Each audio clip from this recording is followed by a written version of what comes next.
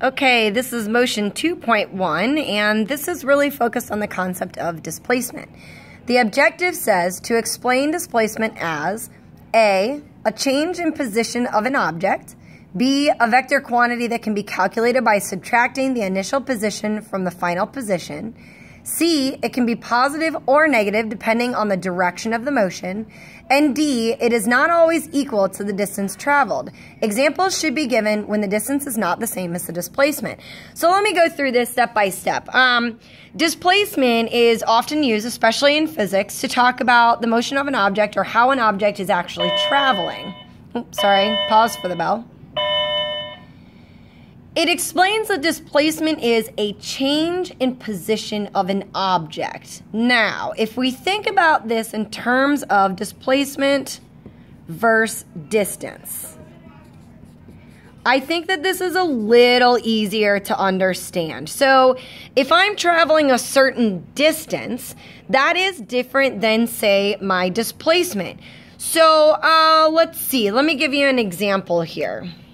I've got my truck again, and he's going to start over here at point A. And he's going to drive around crazy town, driving through town, and he ends up here at point B. Okay, so the distance that he traveled was something like over to B. So the distance he traveled is the deliberate path that he took to get there. But the displacement is literally a change in position. So he started at the position A. He traveled to the position B. His displacement is literally just from A to B. So what if I drew a line directly from A to B? That's a displacement. Now check this out. Look at the distance. Crazy town path.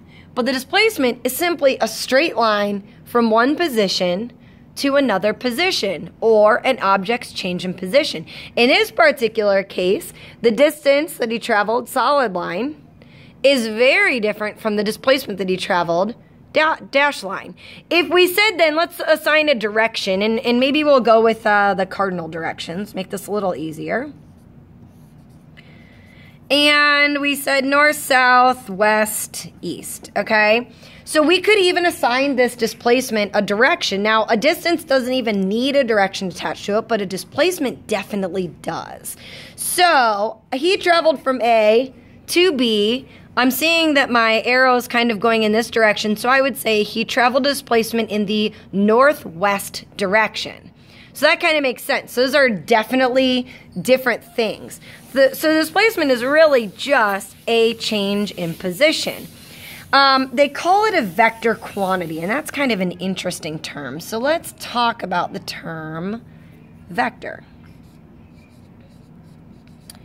A vector quantity is a fancy term for an arrow, and an arrow can actually indicate direction.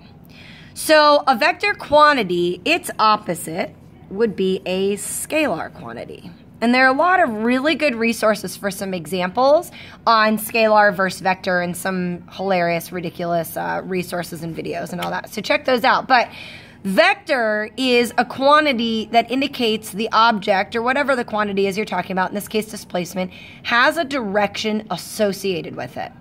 Scalar quantities don't have a direction. They have something only called a magnitude. A magnitude is just, say, the amount of something. So, for example, scalar would maybe include time. I would just say it's noon. So I'm not going to give necessarily like noon in the northern direction, right? That would be kind of silly. The mass of an object is also considered scalar. Because it only has a magnitude or an amount. It's 40 kilograms. I'm not saying 40 kilograms south. And then other things that include, that would be distance. So maybe I went 10 meters, but I just went 10 meters. Distance is just considered a scalar quantity. It doesn't have to have a direction. A vector quantity, though, absolutely has to have a direction. So if I'm talking a vector quantity, I'm talking about things like weight, which is the force due to gravity. So maybe up here I said 40 kilograms, but if I'm talking about weight, I'm talking about newtons. So maybe it's 10 newtons down because gravity pulls down. If I'm talking about displacement, I would say, oh, well, I traveled 10 meters, but I traveled 10 meters in the positive direction. Or maybe I said in the north. Or maybe I said to the right. So no matter what, it's a vector quantity. It has to include a direction. And we'll talk about that a lot more during class. It says that it's a vector quantity that can either be positive or negative. So if you recall from my first video, Motion 1.1, we established a way of indicating direction, and we kind of used a timeline. We said, okay, well, here are positives, here are negatives. Okay, well, if I really simplify this and say, well, I had a displacement, and I went from this position to this position, and then back to this position. Okay, so I went this direction, that direction. Well, my total distance would be the ground I covered. So let's assign a few values here. And these are going to be in meters. 1, 2 meters, 1, 2 meters. We'll keep this nice and simple. Okay, so I started at 2 meters. I traveled in the negative direction down to negative 2 meters. Well, what's that total distance? Well, that's 4 meters. And then I went from negative 2 meters to 0 meters. Well, that's another 2 meters. Well, my total distance then would be the grand total of 6 meters. My displacement, though, is my initial position, where I start, my final position, where I end, and they just say all you have to do is take your initial position, and I just have to subtract that from my final position. But what was my final position? My final position was 0 meters. My initial position was positive 2 meters. So I'm going to subtract positive 2 meters. Well, what's my grand total? My grand total, 0 minus a positive 2 meters, is negative 2 meters. That's my displacement. So I traveled 2 meters in the negative direction. Well, does that make sense? Here's where I started. Here's where I finished. Is that in the negative direction? Sure is. 2 meters in the negative direction. So just through a little simple math, you can figure out the displacement of an object. That's pretty cool, pretty simple, and it's nice to keep it visual. Nice to set up a timeline. And again, we'll do quite a few examples of these in class.